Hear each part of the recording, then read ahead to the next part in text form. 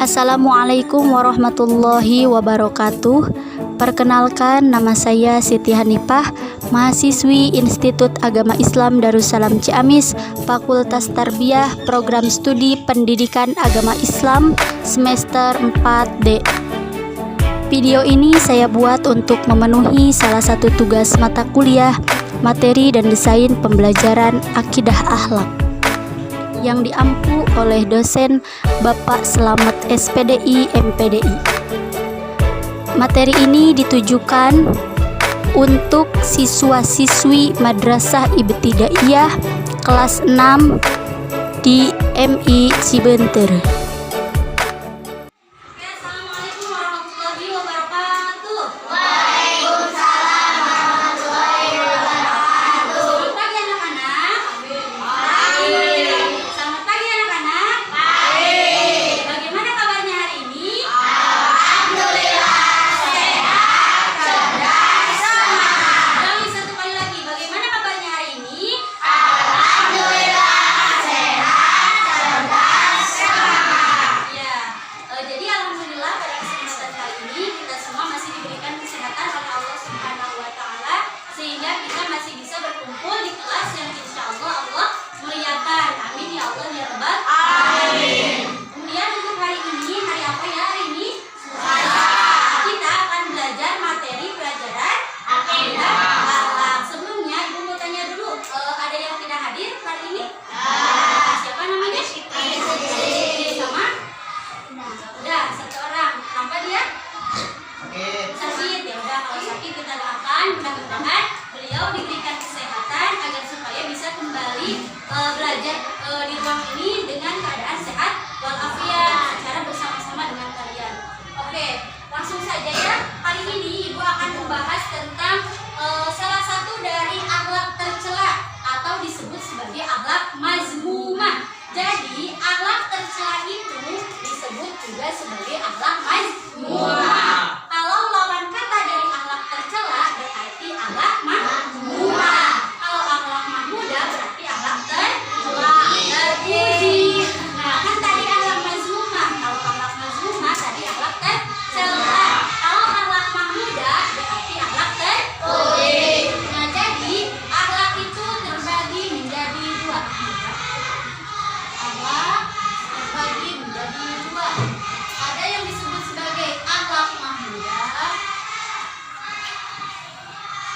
Akhlak mahmudah. Kemudian yang kedua ada yang disebut sebagai akhlak mazmumah.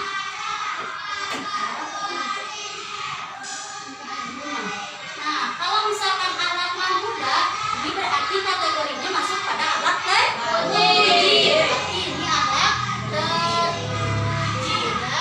Nah, kalau misalkan akhlak mazmumah berarti lawan kata dari akhlak mahmudah. Akhlak mazmumah artinya adalah akhlak tercela ya.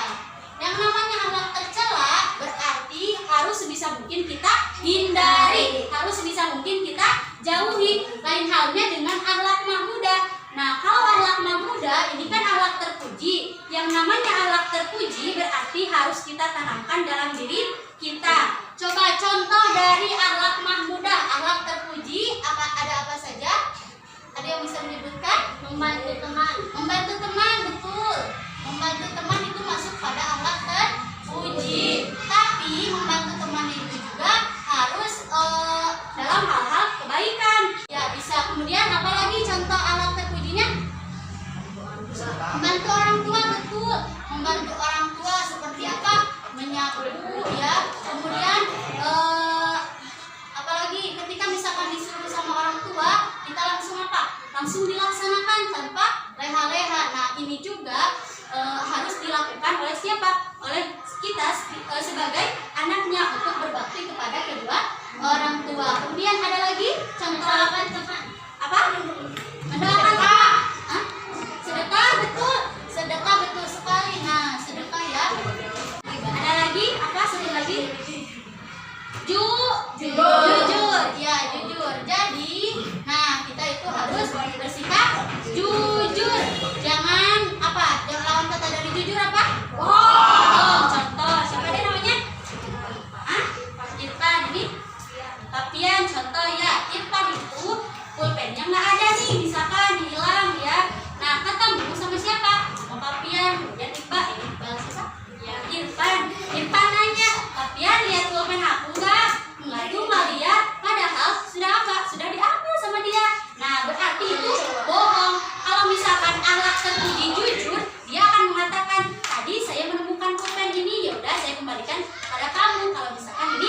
bukan milikmu, ya seperti itu. Jadi ini merupakan contoh dari salah satu akhlak terpuji. Masih banyak lagi contoh-contoh yang lainnya seperti adil, tanggung jawab. Nah, itu juga masuk pada akhlak terpuji. Namun yang akan saya bahas di sini adalah tentang akhlak tercela. Nah, di sini akhlak tercela itu yang akan saya bahas adalah sifat marah. Nah, di sini ada yang tahu pengertian marah? Ya, silakan jawab. Marah adalah perasaan tidak senang atau benci karena adanya perlakuan yang dianggap tidak pantas. Nah, betul sekali, tepuk tangan untuk temannya. Nah, jadi marah itu merupakan rasa tidak senang ataupun emosi yang timbul terhadap diri kita ketika kita merasa dijengkelkan atau melihat sesuatu yang menjengkelkan. Nah, berarti kita itu apa? Bisa meluapkan dengan cara marah. Namun itu bukan merupakan solusi yang terbaik. Nah, jadi marah itu berasal dari bahasa Arab, ya. Marah berasal dari bahasa Arab yang disebut sebagai godom.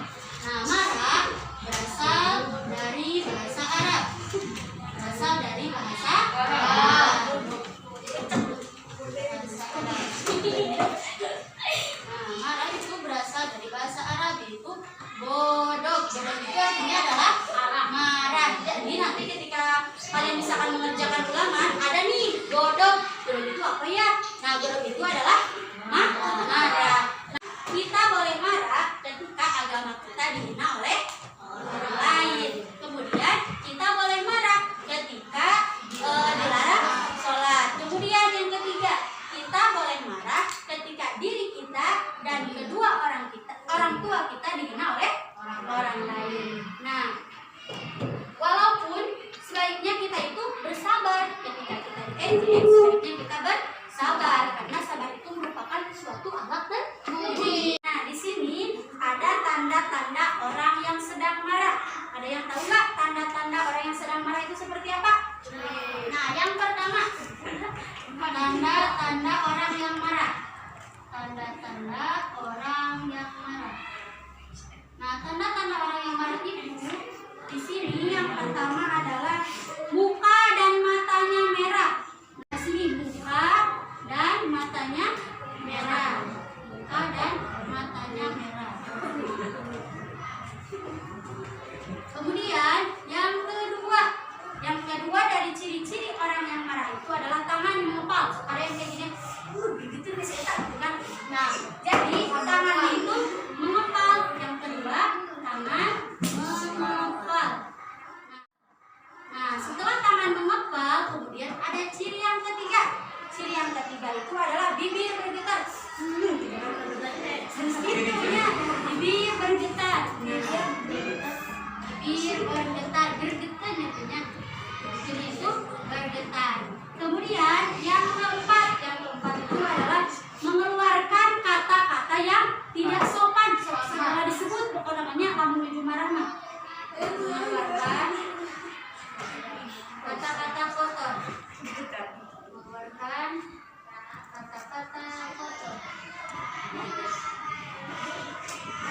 Nah, kemudian yang kelima itu adalah suka memukul atau menendang apa yang ada di sekitar. Misal di sini ada tong sampah ditendang sama dia kan, karena dia lagi marah. Kalau misalkan di sini nih ada sepatu siapa ya, kan dia lagi marah tuh, ditendang juga sepatunya gitu. Jadi kalau misalkan marah itu orang itu suka memukul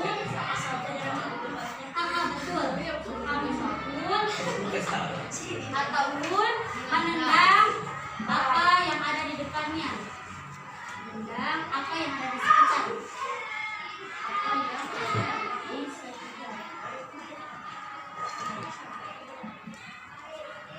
Nah, kemudian ada juga. Nah, ini merupakan masuk pada tanda-tanda orang marah ataupun ciri-ciri dari orang marah. Yang pertama, ciri-ciri orang marah itu apa? Ayo baca sama-sama. Bukan matanya merah. Nah, kemudian yang kedua adalah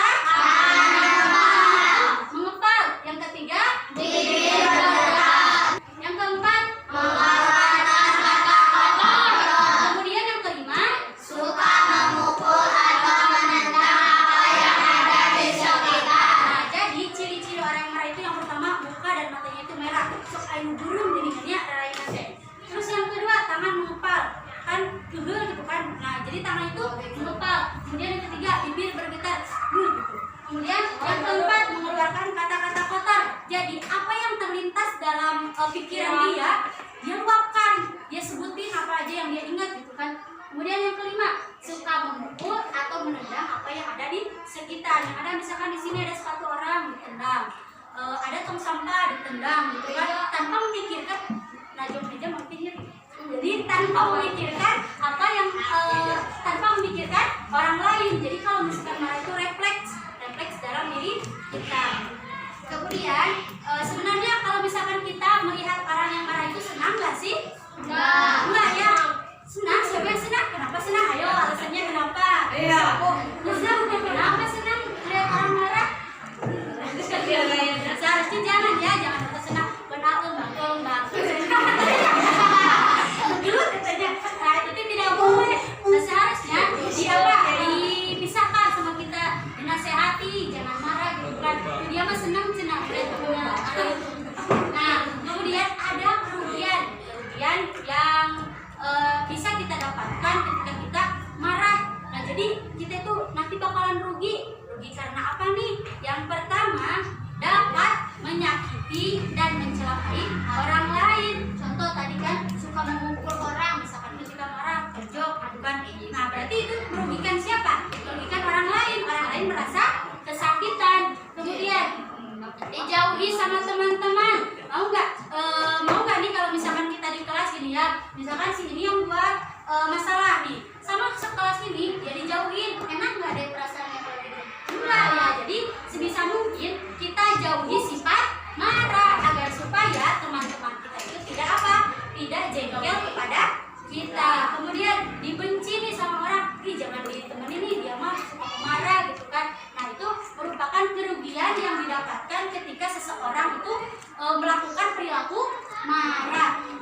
Nah, untuk itu ada cara yang dapat kita minimalisir untuk menghindari rasa marah tersebut. Jadi, cara menghindari rasa marah, sebelah sini ya. Cara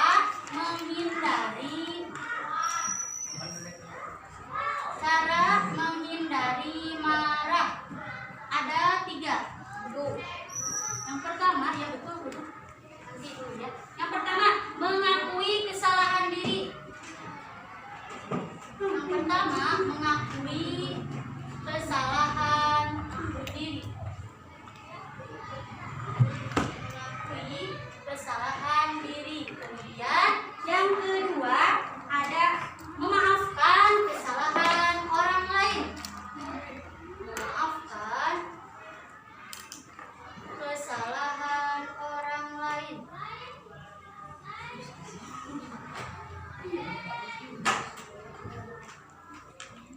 Dan yang ketiga adalah ketika timbul rasa marah,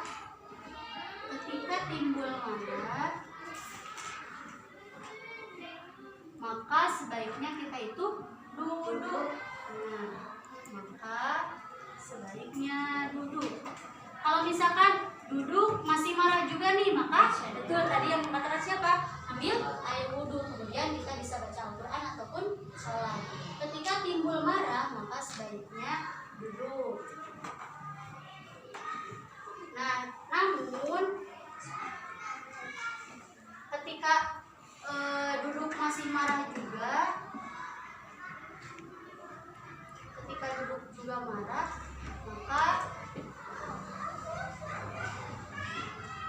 maka kita harus berwudu.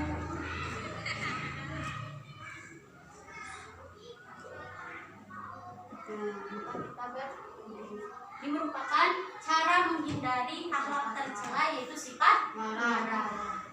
Tapi tulis dulu. Nah, dijelaskan lagi ya. Jadi cara menghindari sifat marah ada berapa? 3. Yang pertama adalah misalkan siapa nih namanya? Ayu. Misalkan nih, Ayu kan berbuat salah nih di kelasnya. Misalkan dia kan makan, tapi nggak buang ke tong sampah, dia simpan aja nih di sini. Terus sama temannya, sama Jahrate, Ayu buang ke tempat sampah. Ini kan tidak baik, kata Ayu. Enggak gitu kan. Kemudian diingetin, nanti kamu dimarahin loh sama ibu guru, ataupun nanti kamu dijauhin loh sama teman-teman kamu. Terus Ayu berpikir, oh iya, ini kan perilaku tidak baik, maka saya harus membuang sampah ini kemana? Ke tempatnya, ke tempat sampah. Jadi kita itu mengakui kesalahan diri kita. Atau contohnya tadi yang berbohong. Nah, ketika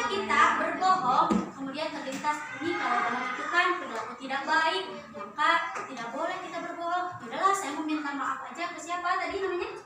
Ke Irfan. Yaudah, saya minta maaf ya Irfan, tadi saya sudah berbohong sama kamu. Berarti itu mengakui kesalahan diri kita. Nah, ketika kita salah, maka kita akui bahwasannya diri kita itu salah. Jangan kita marah-marah. Kemudian yang kedua, memaafkan kesalahan orang lain. Contoh, misalkan siapa ya? Ahmad. Ini sama siapa namanya tadi?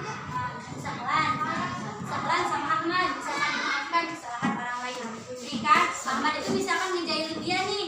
Jailin apa? Sepatunya diumpetin, misalkan sepatunya diumpetin satu. Kemudian sama ibu gurunya tadi, kamu ya Ahmad tadi yang ngumpetin siapa? Sepatunya Sahlan, misalkan iya Bu, ya udah kamu minta maaf. Kemudian Ahmad minta maaf kepada siapa? Pada Sahlan. Sahlan, maafin aku ya, aku tadi udah menjailin kamu. Kemudian karena Sahlan itu orangnya baik ya, gak pernah marah-marah, gak pernah usil sama orang. Dia apa? Dia memaafkan kesalahan Ahmad. Jadi sebagai umat muslim, kita itu harus apa? Memaafkan kesalahan orang lain. Kemudian yang ketiga, nah ketika timbul marah, nah ketika diri kita marah nih, maka sebaiknya kita itu duduk agar supaya apa? Agar supaya diri kita tenang. Tetapi ketika duduk, ambil marah-marah gitu kan, nah sebaiknya apa? Kita ambil air duduk. Kemudian kita apa? Baca Al-Quran ataupun melaksanakan sholat. Nah ini merupakan salah satu akhlak tercela, di antaranya itu sifat marah. Nah jadi sifat marah ini berasal dari bahasa Arab, yaitu ghadab, yang artinya tadi apa? Coba dibaca lagi. Marah adalah perasaan tidak suka atau benci karena adanya perlakuan yang dianggap tidak pantas. Nah ya betul sekali ya, itu pengertian dari marah. Kemudian tanda-tanda orang marah ada berapa? Ada 5. Dari sini coba baca nomor 1. Kemudian yang kedua, yang ketiga, Dek. Keempat, yang kelima,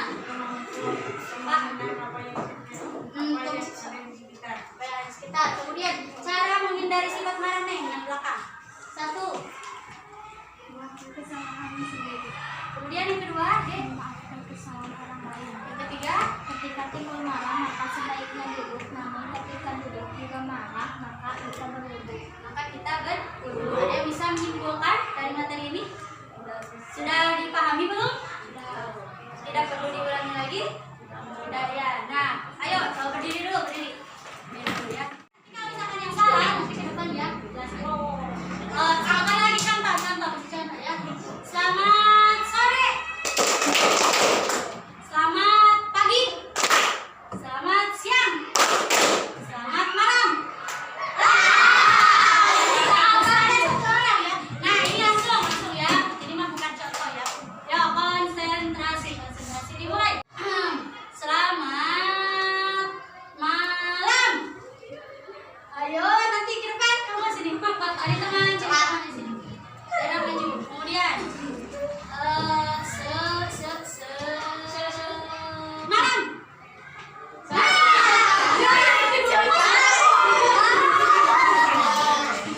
Jadi tadi ya.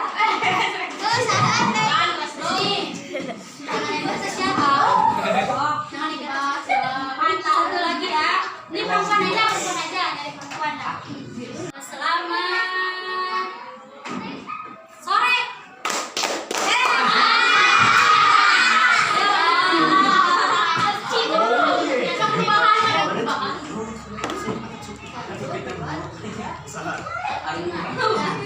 Tadi yang pertama siapa? Dara ya? Dara coba baca yang ini.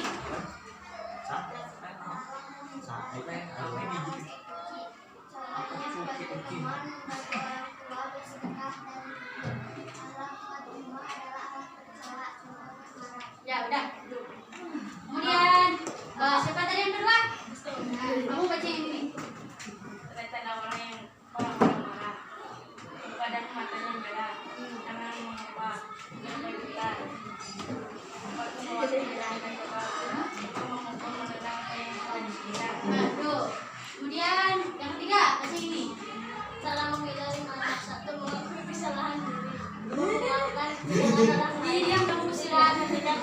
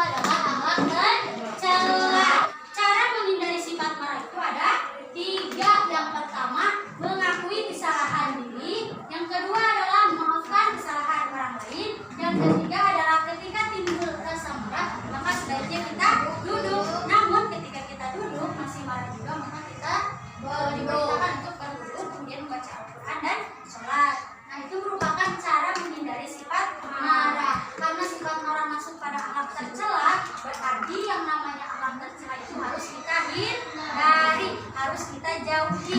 Jangan sampai kita itu menanamkan dalam diri kita itu sifat apa? Sifat marah. Seharusnya buang jauh-jauh sifat marah ini, buang jauh-jauh akhlak tercela ini. Yang harus kita tanamkan dalam diri kita itu adalah